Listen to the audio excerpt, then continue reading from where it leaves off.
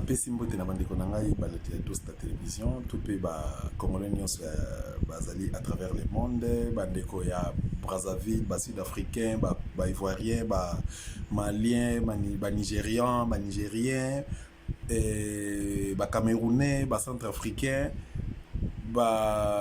mais ba tout rwandais te bango te donc bandeko nyonso bazwa occasion ya kolanda message nanga ya lelo na pesi bino mbote na embrasser bino esika bozali na présenter ba condoléances na ba famille ya ba victime nyonso ya ba génocide esalemi ezokosalema na RDC sans arrêt et puis na compatir na bandeko nyonso bazali kolela et na souhaiter plutôt ba bon rétablissement na ba famille nyonso bazoko belisa to et pas bandeko nyonso bazoko landanga na moment oyo o baza na maladie baza na ba malaise machin et en plus c'est cela ba condoléances nanga particulier et pas bandeko yo baza ba victime ya maladie autobengi na kombo ya coronavirus et puis ba famille nyonso bazali ba victime to ba famille oyebi ke baza na ndeko moko bazali concerné dans le dossier oyo naza de guerre na bilonga idosta.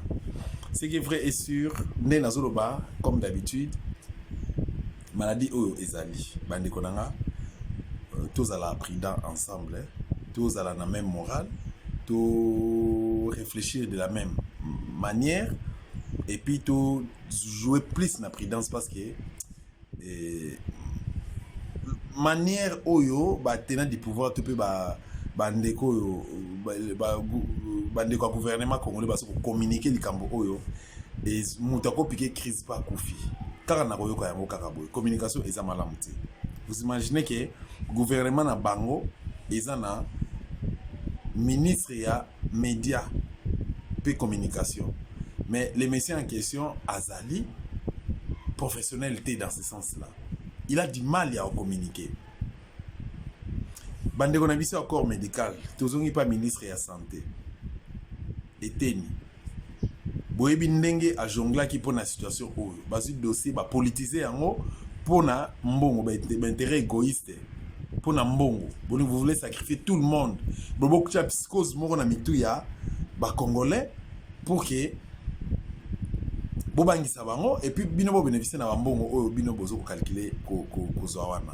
Alors ezelo mo esalemi malamu te pesalemi na ndenge mabe nazo rassurer bino lelo na RDC maladie na ezalaki te mais lelo ekomi parce que outi wapi parce que outi batoye nango ce sont des politiciens ba délégation oya Chilombo ba voyager na bango o bazonga na bango nde ba memeni biso maladie na ana RDC et en dehors de ça bato ba kende concert il le 28 février na Bercy bango nde ba memeni biso coronavirus awa.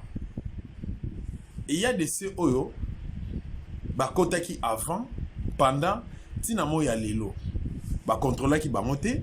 Il y a aussi des ceux oyo bazana maladie wana bazana virus wana balingi ko se faire dépister te ba misusu pe aza concerné azana ba malaise azana ni tout ça mais alingi na ye te que non mokili et comprendre que non il est pas ali concerné. Il s'est fait soigner chez lui à la maison. Il s'est fait soigner, s'il vous plaît. Je dis bien chez lui à la maison. Alors ça fait très mal. Et ça la passe ma casse. Gouvernement congolais n'a pas en place wana. Bango ba eba ki makambo oyo. Tant bazui ba tatonaki na premier cas. Pour premier cas muto na zane maladie. Mais wana ezalaki nango cop. Tout ça entre parenthèses. Mais tant ba tatonaki pourquoi bazalaki ekoma ba koma na 18e to 22e cas pour que ba officialiser yango. Même à tel lelo comment dirais-je si on a kolo même à tel lelo mesure nyoso bango bazui uti kozawana suivi ça na ngote ba kanga ba frontière après avoir reconnaître combien de cas parce que tant ba pesaki ba décision bozo tant zomaki ba frontière ezaki toujours ouverte ba avion manda wa atterrir bilo ozo ta lufu et manda okota kasumbale ces okota na ba frontière na est partout et ekota bilo ozo ta nzela mai et ekota aéroport Anjili et Sala. Qui est qui et qui fait quoi? Qui contrôle qui et qui protège qui? Et ce sont des questions au foot tout se poser. Bah vous avez mesure na bango oyo. Mais ce qui est le grand marché zo sala. Baba qui va boutique, ba magasin et fongoma te mais ezo ko fongoma. Babagi, il faut au moins 5 mètres. Dès que tu as la chaîne internationale, tu as un étranger parce qu'il y a une communication dans la RDC, dans la confiance dans le mais je suis en train de considérer plutôt, on a la chaîne internationale, le pays, oyo, ça va victime. Entre autres, en Italie, en Chine, et puis en Malawi, même en Afrique du Sud. Na Hollande pas na bango comment est-ce que ça se passe, comment est-ce que bazo gérer le Camboyango. C'est comme ça que nazo me camper ko tchape moi garde fou par rapport na yango. Oh, c'est important, ezali bandeko ba fanda na ndako. Restez chez vous à la maison.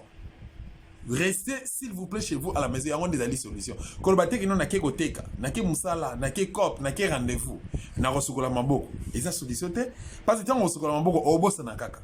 Okwanza mutu na yo okotia loboko na litoyo okotia loboko na zolo pona ba ba cheka souvent loboko na zolo okosima munoko na yo okolia biscuit ça dépend okobosana so ba bi rester propre ce qu'on maboko à tout moment mais si okoza na ndako attends et cause la une des solutions certes okope ko lobaki non to sala makambo yo chilomba lobi ke non bofana na ndako machin tout ça mais ko fana na ndako eza problème te au Fananda. Ndenge ça en France parce qu'il y a qui a plagié discours Emmanuel Macron mais Macron a sous assisté population naé parce que yo fanisi batunanda ko au prévoir ni pour na bango tozo ngana nukaka au fanisi batunanda ko bat force ba se détendre but faut pas la télévision faut pas ça l'informer information balonga ba rozo yango kaka à travers les médias mais courant ezalité. Mais tu es vers la fin du mois, si tu as une facture. Facture, on peut que à combien? Je ne sais pas si je me suis fait comprendre. En dehors de ça, il faut que ce soit beaucoup. Il faut que ce soit beaucoup régulièrement. Ndenge et sengende corps médical les autres na biso. Mais que ce soit beaucoup régie des eaux, oh mai ezalité. Mai ezo bimate na régie des eaux. Mais mai ezo bimate na régie des eaux. Total à Sikoyo, na fin du mois, dans quelques jours, à Ogomona Baroba Gotika facture. Et puis facture, on peut se à combien? Tu fais un ndaku, Bobby Maté, Boké Missa était pour faire de la place mon. Oui, tu fais du place mon corps. Mais est-ce que le gouvernement a dû mesure nini pour na babayer, babayer. Bato ba oké Missa la té. Ba fout un ndaku ndé. Ba fout un ndaku ndé. Oh, na moment où l'oba, l'intérêt à pays, maladie, oh, écoute déjà. Bateau qui n'ont pas voyager, bateau contrôler, monter, maladie c'est côté. Dans l'aventure, Docteur Mouyembe a créé produit désinfectant pour tout ça. A créé un Mouyembe. Mais bâti on a valeur à combien? 7 000 francs congolais. 15 000 francs congolais. 7 000 francs, ils ont équivalent à plus ou moins 5 dollars. 8 000 francs. 15 000 francs congolais, 10 dollars, ils ont 17 500. Donc 15 000, ils ont déjà 10 dollars. Ce que tu as dit, tu as beaucoup wapi. Lobi na landi message ya membre gouvernement ba lobi ke non, ba sengi na Félix akende na sote wa nini ici no ba benga nini China. Il y a des Indiens, ils vont reproduire des désinfectants, tout ça de la Gawana, à reproduire en haut. Même autant de nines, tout ça, à reproduire en bas, le gouvernement va Senga, na China, à reproduire en haut pour que na disposition à la population. Mais pour la nini, ba ko Senga na Chilombo, le go la Senga wa kende kuna ko pesa bango moyen. Azimbo on a trésor public à KPC comme ça on va réduire. Bah tiens on est fils qui n'a pris moko, ne fils qu'un 500 francs congolais ou 200 francs congolais et permettre na couche nyo surtout population donc population nyonso classe nyonso sociale la population va se retrouver nango base na moyen ya kosomba yango. Mais na ba condition ni obino bo tie là-bas.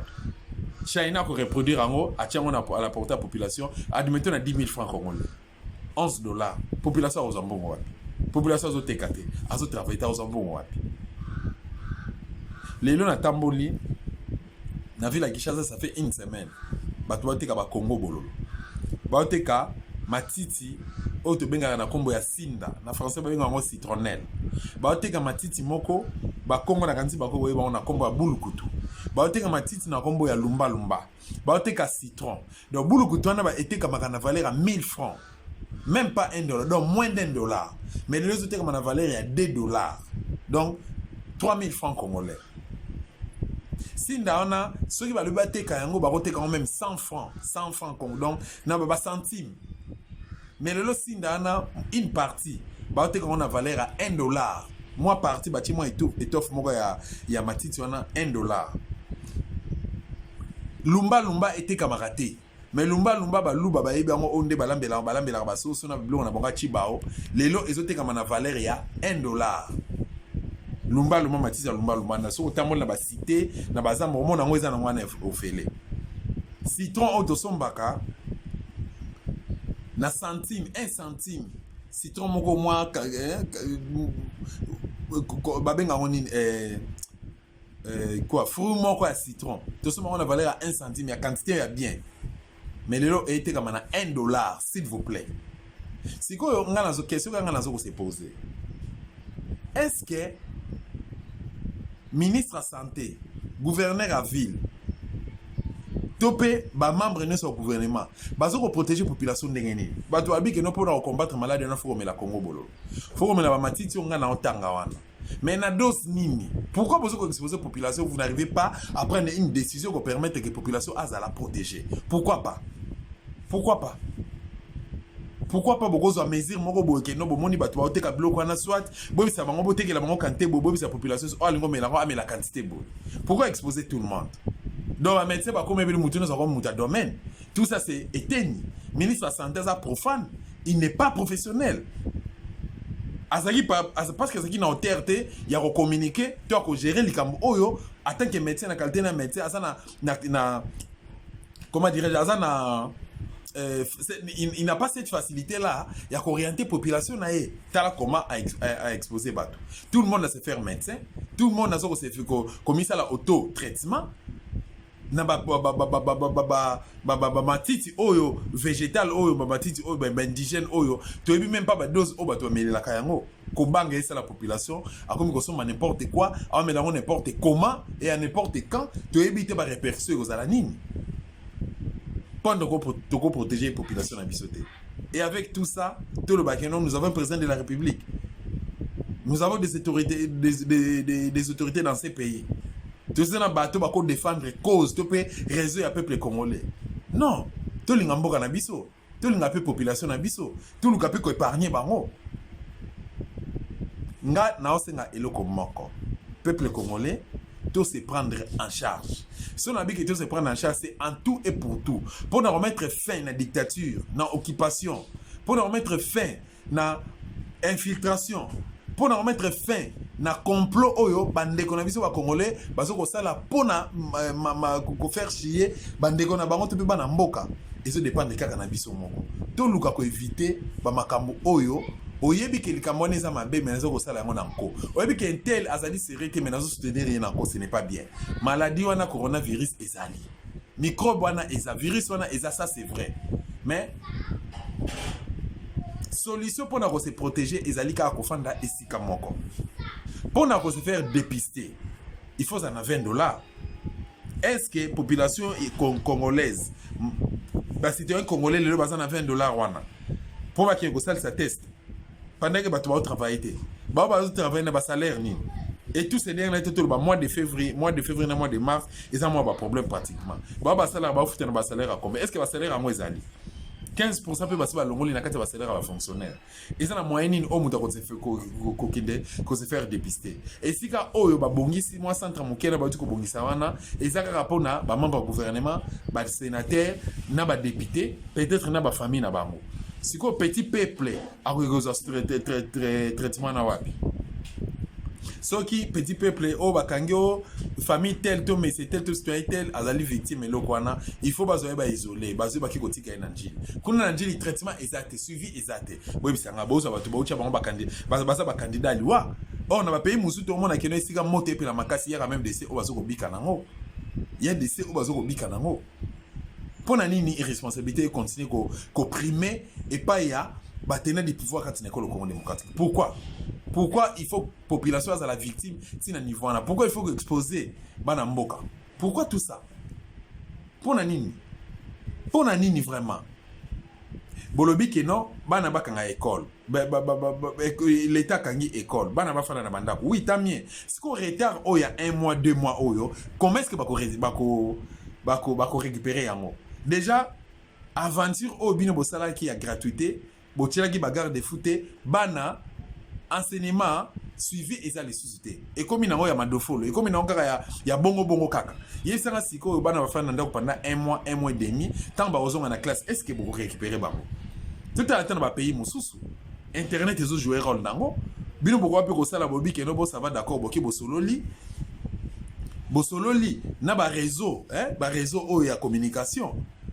De façon que l'état a en charge d'internet ezala ofele et permettre ne fils que bana base en contact na ba enseignant na bango na ba encadrer na bango ya école ne fils que ba suivre ezala ba pesa mo ba devoir ba pesa mo ba exercice na ndako ba travailler ndenge ça mo na ba pays mususu pour négocier mais pas na bisoté. Pourquoi pas? Tolinga Kongo mboka na biso. Tolinga Kongo mboka na biso. O to mona o yango te trop c'est trop. To fa na ndako to travailler te. To ko futa loyer ndenge nini. To fa na ndako to travailler te. Oh bolobi na biso to fa na ndako. Oh so to fa na ndako esengeli to la télévision, to la information. To ça la connecter na média to la information ba garde funi to ko tia pona ko combattre virus oyo. Or courant ezalité. L'état sur le bani pona snell. Bolobi to sukola maboko. Ko fa na ndako ko sukola maboko à tout moment pona ko épargner petit peuple na ba na comment dirais-je na fleur et côté libiso. Mais régie des eaux mai ezalité. Donc il est vers la fin du mois signer la rotique à facture régie des eaux à rotique à facture. Rôle à l'état congolais ezalini. Qu'on se le dise, rôle à l'état congolais ezalini. Les lobbies de zole la awa pandémie ozo ko tumisa biso coronavirus. Bon côté libiso ango. On accepte. Tout le ensemble tout bonisa pour que ekene. Ba leader opinion bozali wapi. Ba comédien, ba artiste musicien, ba politicien, même les journalistes, mes confrères journalistes. Eza rôle makasi obiso to sengeli ko jouer. Tout fa na banda kuna biso. Tout soit précaution. Tout enseigner batu à travers ba message ya boye. De façon que batu ba fa na banda ku. Bande ko botel bokanga na botel na bino, bokanga ba flamingo na bino, bokanga ba terrasse na bino. Même ba boutique peut bokanga yango. Pourquoi? Parce que yango nde eko entraîner tout le ba eko ça en sorte que non virus wana etambola. Ce que koditi na ba coin pe na ba reko ya ville quelque chose mais ali et ça dangereux. Et ça dangereux si tu se prends en charge les apasi. Bande ko nyoso bazana ba niao, ba bokola ka niao na ndako na bino. Bobokola ka mbwa na ndako na bokola ba soso bokabana na mamuke. Niao mbwa soso. Bokabana na mamuke botika bango na ba place na ba moi distance, bino bozana moi distance. Tout l'excellent période haut. Sinon, tu es relais là. Dossier aussi comme il y a Bakongo, et comme il y a Bandung, et comme il y a Kisangani, et comme il y a le Dekasai, et comme il y a Équateur, et comme il y a partie Est. Déjà, la partie Est, c'est un problème dans Bisso. 14 000 Burundais à côté de la Bisso. Tu as déjà des victimes, il y a infiltration, qui part Rwandais, ça fait des années. Tu as déjà un problème, c'est que virus comme ici na partie est en na biso to kosuka wapi. Tout se prendre en charge. Congolais to lingana. Ingeta.